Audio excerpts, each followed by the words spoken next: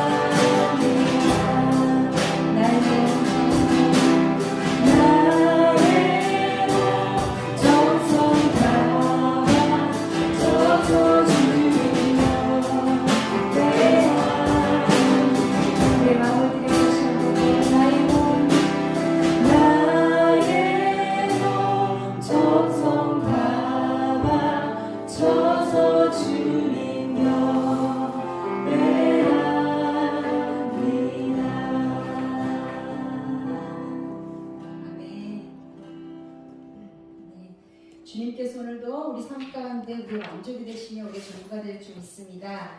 그 주님께서 채워주시는 그 은혜로 우리 삶이 풍성해지길 기대하며 소망하는 마음으로 다 같이 함께 목마른 내용은 주께 기쁨을 찬양 드리시겠습니다.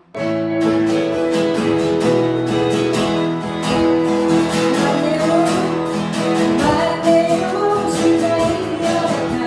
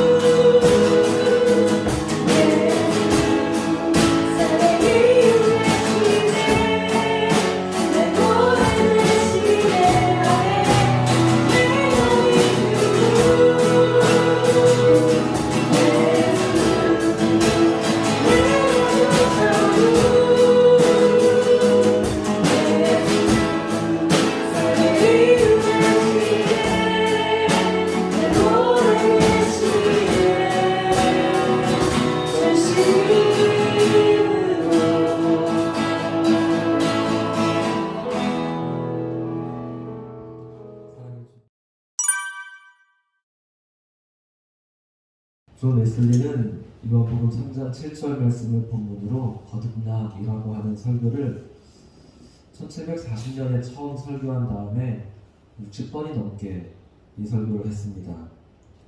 웨슬리가 이처럼 거듭남이라고 하는 설교를 거듭했던 이유가 무엇일까요? 제 경우를 생각해보면 제가 한 설교를 아무리 많이 반복해도 대여섯 번쯤 반복했을까 싶습니다. 대부분의 목사님들이 그와 같을 텐데 생각해보면 간혹 부흥사님들은 일정한 레파토리가 있어서 같은 말씀을 같은 설교를 반복하는 경우가 있습니다. 웨슬리도 그런 순회 선교사, 순회 전도자였기 때문에 이 거듭남이라는 설교를 이렇게 많이 반복했겠다 싶은 생각도 들고 또 그러면서도 웨슬리가 이 설교를 굉장히 중요하게 생각했구나 라는 생각도 듭니다. 그는 왜 거듭남이라는 설교를 그렇게 특별하게 생각했을까요? 우리가 지난주에 생각했던 거듭난 그리스도인의 그 특권, 위대한 특권이라는 말씀도 결국은 거듭남에 관한 설교였습니다. 기억하시죠? 위대한 특권 무엇이었나요? 모르셔도 괜찮습니다. 그래서 반복하는 거죠. 오늘 제가 다시 말씀드리겠습니다.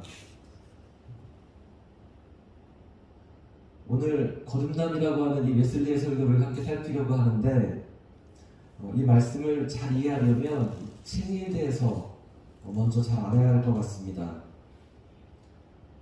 그래서 잠시 여러분에게 칭의에 관해서 말씀을 먼저 드리려고 합니다. 칭의와 거듭남은 동전의 양면과 같습니다. 동일한 구원의 사건을 어느 면에서 바라보느냐에 따라서 칭의라고 말하고 또 거듭남이라고 말하기도 합니다. 제가 칭의에 대해서 여러분과 먼저 나눈 다음에 웨슬리 왜 이렇게 거듭남에 대해서 강조했을까 그 생각하시면서 웨슬리의 설교를 들으셨으면 좋겠습니다. 칭의는 종교개혁과 아주 밀접한 관계가 있습니다. 종교개혁자 마틴 루터는 1483년에 태어났습니다. 존 웨슬리가 1703년에 태어났으니까 루터가 웨슬리보다 220년 정도 먼저 사람입니다. 루터의 아버지는 광부였는데 후에 그 광부의 사업을 크게 해서 큰 부자가 됩니다. 그는 자녀들에 대한 교육의 열이 굉장히 많았던 사람입니다. 그래서 루터에게 에르푸르트 대학에 보내고 결국은 루터가 법률가가 되기를 원했습니다. 루터도 아버지의 뜻을 따라서 이제 대학을 졸업하고 법학대학원에 들어가서 박사과정에 막 입학하고 몇 개월이 흐른 7월달이었습니다. 그가 친구들과 함께 들판을 걷고 있는데 벼락이 치는 겁니다. 그 벼락이 치면서 그 번개에 같이 있던 친구가 그 자리에서 죽었습니다. 루터가 얼마나 두려웠겠습니까? 루터가 그 죽음의 공포를 느끼면서 그 두려움 속에서 기도를 하는데 루터가 하나님께 기도한 것이 아니라 성인에게 기도했습니다. 아이러니하지만 당시에 그만큼의 신앙이 그렇게 없었습니다. 성 안나여 저를 보호해 주소서, 저를 지켜주시면 제가 수도사가 되겠습니다. 이런 헌신의 기도를 성 안나, 광부의 그 성인이었는데 그분에게 기도를 합니다. 그리고 루터가 그 헌신, 그 맹세를 지키면서 2주 후에 어거스틴 수도회라고 하는 그 유저 깊은 수도원에 들어가게 되었습니다. 당연히 그의 아버지는 불가치화를 했습니다. 아버지는 그가 법률가가 되기를 원했고 며느리도 생각해 놓고 있었고 이 집안을 생각했던 그런 사람이기 때문에 루터에게 불가치화를 해서 그건 벼락이 아니라 사탄의 소리다 라고 소리를 칩니다. 그런데 루터는 아버지와의 그 관계를 의절하고 어거스틴 수도원에서 1507년에 사제 석품을 받게 되어집니다. 그러자 아버지는 또 사제가 된 아들을 위해서 큰 돈을 써서 잔치를 벌여줍니다. 하지만 루터에게는 네가 십계명도 어겼어, 부모에게 순종하라고 했는데 네가 그 계명도 어겼어 라고 화를 내기도 합니다. 루터가 수도원에서 엄격한 수도원 생활을 하면서 청빙과 또 정결과 순명이라고 하는 이 수도원의 전통을 지키려고 아주 전력을 다합니다. 그러나 그가 규율을 너무 엄격하게 지켰기 때문에 문제가 발생하게 됩니다. 그는 규율을 너무 엄격하게 지키면서도 오히려 내가 이렇게 해가지고 과연 구원을 받을 수 있나? 이거 구원받기 부족한 거 아닌가? 깊은 고민과 또 고민을 계속합니다. 그래서 그가 빵 부스러기도 먹지 않고 사흘 동안 금식을 하거나 일주일 동안 밤에 잠을 안 자고 밤새 철야기도를 하거나 그의 고민은 뭐냐면 죄인이 어떻게 하나님 만날 수 있을까? 그겁니다. 죄인이 어떻게 하나님 만날 수 있을까? 그 틈만 나면 고해 신부를 찾아가서 자신의 죄를 고백합니다. 제가 이런 죄를 지었습니다. 고해 신부를 너무나 귀찮게 할 정도로 다 고백한 것 같은데 돌아와서 생각해보니까 또 제 안에 죄가 있는 겁니다. 루터가 다시 그 고해 신부를 찾아가서 제가 고백하지 않은 또 문제가 있습니다. 또 죄를 고백합니다. 그리고 돌아왔다 생각해보니까 내가 고백했는데 그제 다시 범한 것 같습니다. 다시 고해 성소를 찾아가서 그만큼 그를 번거롭게 합니다. 그는 죄에 대해서 몸부림을 치는 겁니다. 그러자 그 신부가 루터에게 뭐라고 말하냐면 자네의 그 하찮은 죄는 그냥 묻어두게나. 하나님이 너를 책망하는 것이 아니라 내가 하나님을 힘들게 하는 거 아니냐. 이렇게 말을 합니다. 자네가 하나님께 화를 내고 있는 거 아닌가? 이렇게 말을 합니다.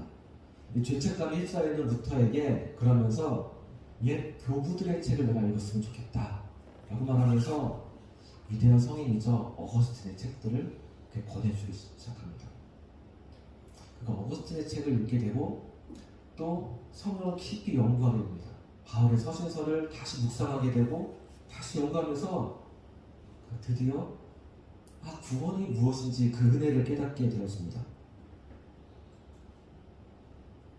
로마서 1장 17절에 복음에는 하나님의 의가 나타나서 믿음으로 믿음에 이르게 하노니 기록된 바 오직 의는 믿음으로 말미암아 살리라 함과 같으니라. 구원은 내가 노력하는 게 아니구나. 내가 선행을 하고 내가 성례에 참여하고 그런다고 내가 얻을 수 있는 것이 아니라 구원은 하나님의 선물이구나. 내가 죄인인데 예수 그리스도 안에서 하나님 나를 의롭다고 말씀하시는 거구나. 칭의, 의롭다고 말씀하시는 겁니다.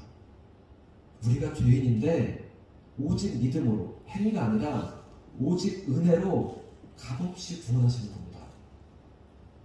그래서 하나님이 내 안에 있는 모든 죄책감, 실망감, 실패감을 다 걷어가시고 값없이 용서하시는 것이 구원이구나. 여러분, 칭의가 얼마나 놀라운 축복인지 아시겠나요? 이게 성경의 진리이고 종교개혁의 전통입니다. 우리도 그렇고 웨슬리도 그렇고 이 전통 위에 서 있는 겁니다. 이 사실로부터 웨슬리가 거듭남을 말하고 있는 겁니다. 자, 이제 웨슬리가 왜 거듭남을 이야기하고 있는지를 들어보셔야 합니다. 이제 우리가 귀를 기울여서 왜 웨슬리는 60번이 넘게 이 거듭남을 계속 말했는가 들어보셔야 합니다. 기독교의 가장 근본적인 교리가 무엇입니까? 모든 교리 중에 의심할 여지 없이 가장 중요한 두 가지 교리는 우리를 의롭게 하시는 교리와 의롭다 하시는 교리와 거듭남의 교리입니다. 의롭다 하신, 즉 칭의는 하나님께서 우리를 위해서 우리의 죄를 사해 주시는 위대한 역사입니다. For us, 우리를 위해서 하신 일입니다. 그리고 거듭남은 하나님께서 우리 안에서 in us, 우리 안에서 우리의 타락된 본성을 새롭게 하시는 위대한 역사입니다. 시간의 순서로 본다면 어느 것도 다른 것보다 우선하지 않습니다. 둘은 동시간적인 사건입니다. 예수 그리스도 안에서 구속함을 얻어 하나님의 은총으로 의롭게 된 순간 또한 우리는 성령으로 새롭게 태어나게 됩니다. 그래서 칭의와 거듭남은 동전의 양면입니다. 똑같은 은혜의 다른 얼굴입니다. 그러나 시간이 아니라 사고, 싱킹의 순서로 본다면 의롭다 하심이 거듭남에 앞서는 것입니다. 하나님의 진노가 먼저 사라지고 난 뒤에 성령께서 우리 심령에서 역사하시는 것으로 생각해야 합니다. 이 근본적인 교리는 너무나 중요하기 때문에 지금까지 많은 설교자들이 이와 관련된 성경 구절을 밝히면서 의롭다 하심과 거듭남에 관해서 수없이 설교하였고 또 수많은 글을 썼습니다. 그 중에는 흡족한 것도 있었지만 오히려 분명하지 않았고 심오하지 못하며 오히려 모호하고 난해하며 천박하고 피상적인 설명에 그치기도 했습니다. 무엇보다 거듭남에 대해서는 만족할 만한 설명이 너무나 부족했습니다. 그래서 다음의 세 가지 질문에 충분한 답변을 하지 못했습니다. 첫째, 우리는 왜 다시 태어나야 하는가? 둘째, 우리는 어떻게 다시 태어날 수 있는가? 셋째, 거듭남의 목적은 무엇인가? 이 질문에 대해서 저는 하나님의 도우심으로 간단하면서도 명료한 대답을 하려고 합니다. 첫째, 우리는 왜 다시 태어나야만 하는가? 여러분, 거듭남의 근거는 천지의 창조만큼이나 심오한 데 있습니다.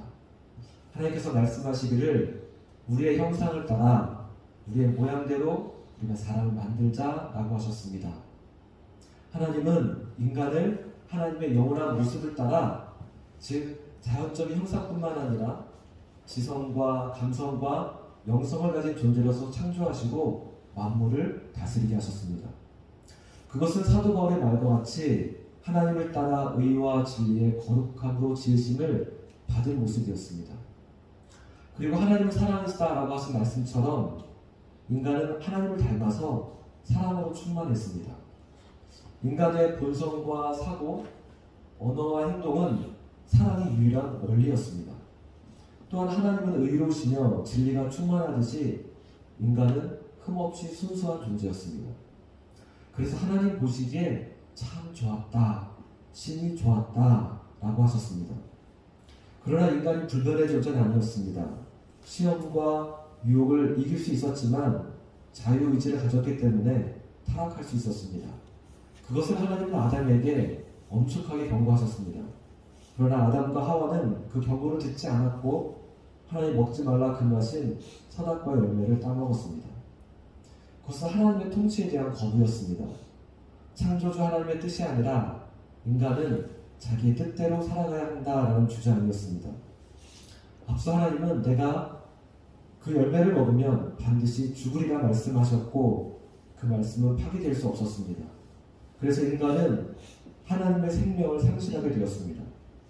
영혼이 떠나갈 때 육신이 죽는 것처럼 하나님이 떠나갈 때 영혼이 죽습니다. 금단의 열매를 먹은 아담과 하와는 하나님을 떠나서 하나님의 얼굴을 피해 도망갔습니다. 하나님의 형상을 박탈당하고 불행하게 된과 동시에 악마의 형상인 교만과 아집에 빠지고 말았습니다. 그 결과 아담 안에서 모든 사람이 죽었습니다. 인간은 멸망할 짐승의 형상인 관능적 욕구와 정욕에 빠져버렸습니다. 이처럼 모든 인간은 하나님께 대한 죽음, 영적인 죽음, 죄 속에 전적인 죽음을 당하였습니다. 그렇기 때문에 모든 인간은 하나님의 영으로 다시 태어나야 합니다. 거듭나야 하는 이유입니다. 그렇다면 인간은 어떻게 다시 태어날 수 있을까요? 이것이 두 번째 질문입니다. 해 아래 어떠한 현자라도 설명하기 어려운 질문에 예수님은 누구보다 분명한 대답으로 니고데모에게 거듭남에 대해서 일깨워 주셨습니다. 요한복음 8장 3절에 바람이 임의로 불매 내가 그 소리를 들어도 어디서 와서 어디로 가는지 알지 못하나니 성령으로 난 사람도 다 그러하니라. 성령으로 나는 것, 즉 거듭나는 것은 바람이 부는 것과 같다라고 하셨습니다.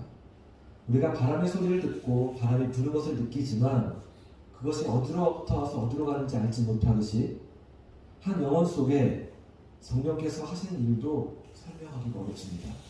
그만큼 신비한 일입니다. 그런데 다시 태어난다 라는 말은 예수님이 니고데모에게 처음 하신 말씀은 아닙니다. 당시 유대인들이 일반적으로 이 말을 사용하고 있었습니다. 유대인들이 이방인들이 유대교로 개종할 때 그들이 할례를 받기 전에 세례를 받았는데 세례를 받을 때 다시 태어난다라고 말했습니다. 이전에는 악마의 자녀였는데 하나님의 가족으로 입양되었다라고 간주했습니다. 세례 요한의 세례도 그런 의미였습니다. 다시 태어나는 의미였습니다. 그래서 예수님이 니고데모에게 너는 이스라엘의 선생으로서 알지 못하느냐라고 말씀하신 것입니다.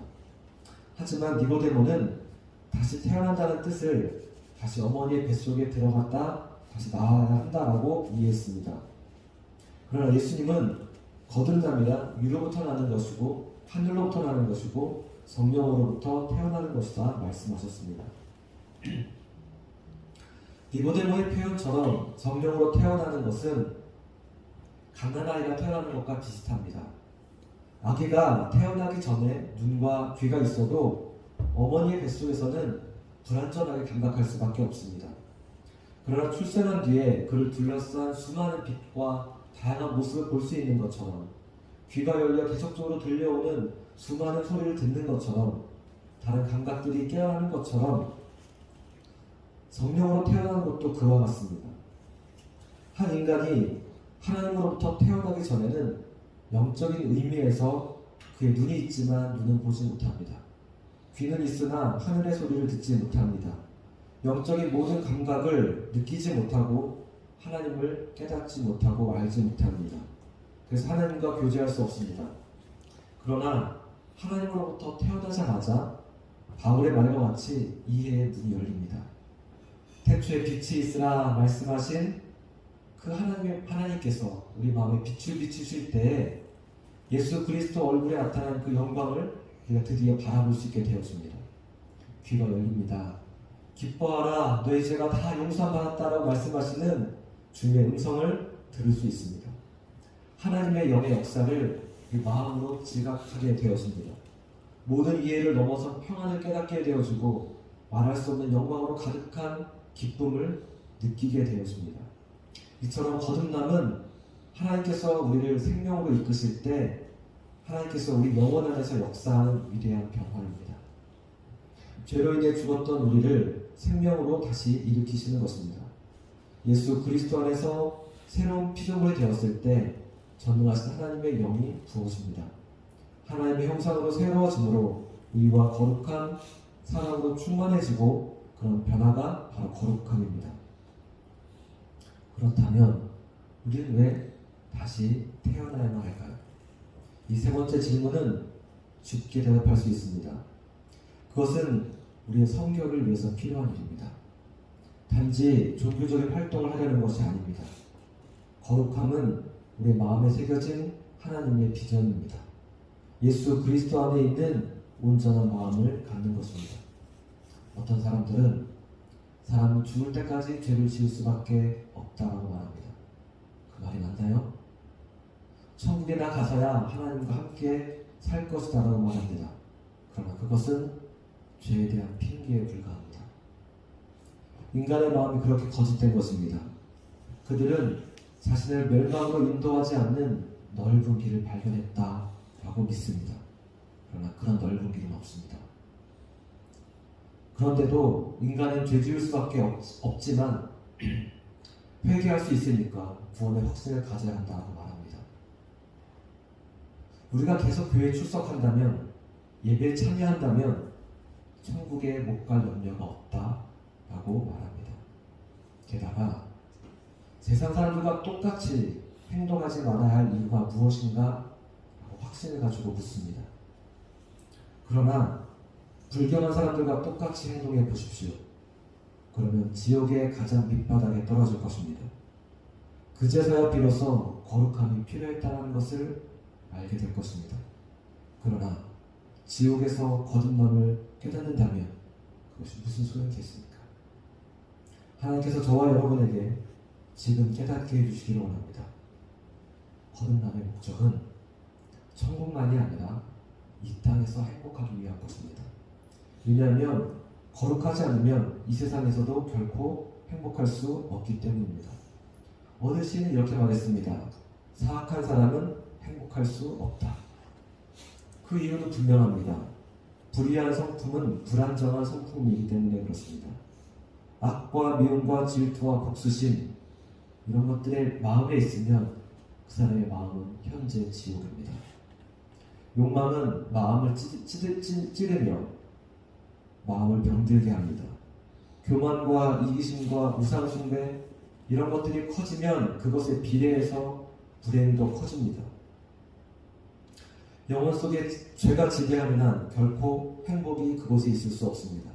때문에 거듭남은 장차 올 세상뿐만 아니라 지금 이 세상에서 행복하기 위해 절대적으로 필요한 것입니다. 웨슬리는 왜 이와 같은 거듭남을 60번이나 반복했을까요? 승리는 너무 놀라운 은혜입니다. 하나님이 죄인 우리에게 의롭다고 말씀하시는 건 너무너무 신비하고 너무너무 놀라운 은혜입니다. 그런데 그 은혜를 감사하게 취급하는 겁니다.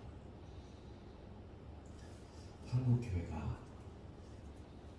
혹시 그런 것은 아닌지, 여전히 죄 가운데 머물러 있으면서 어쩔 수 없는 거라고, 다 그렇게 살아간다고, 세상 사람들은 다 그렇게 하고 있다고 말하고 있는 건 아닌지, 웨슬리는 그 말을 하고 있는 겁니다.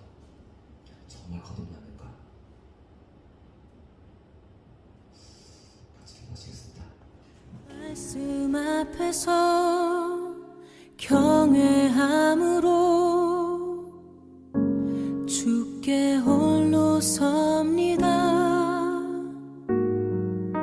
생명의 말씀 읽고 순종